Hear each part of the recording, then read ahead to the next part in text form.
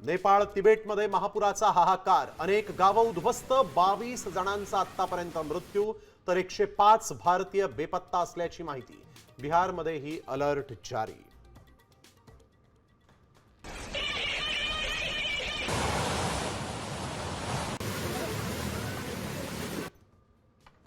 मुंबईत कंत्राटदारांचं टोकाचं पाऊल, वेळेत कामं करूनही बिल न मिळाल्यामुळे गजानन देवकतेंची आत्महत्या.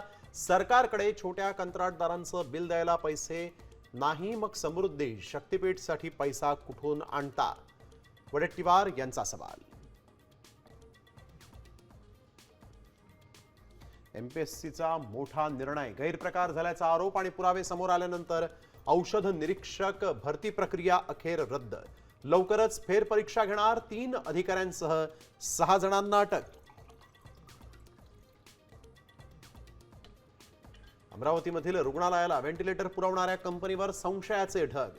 राज्यभरात शिलर कंपनीचेच 10,000 व्हेंटिलेटर कार्यरत असल्याची माहिती.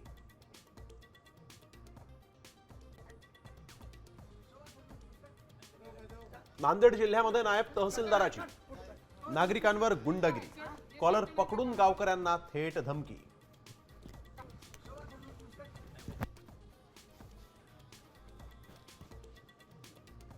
रक्षाबंधनपूर्वी लाडक्या बहिणींना मोठी भेट, जुलैचे 1500 रुपये जमा व्हायला सुरुवात.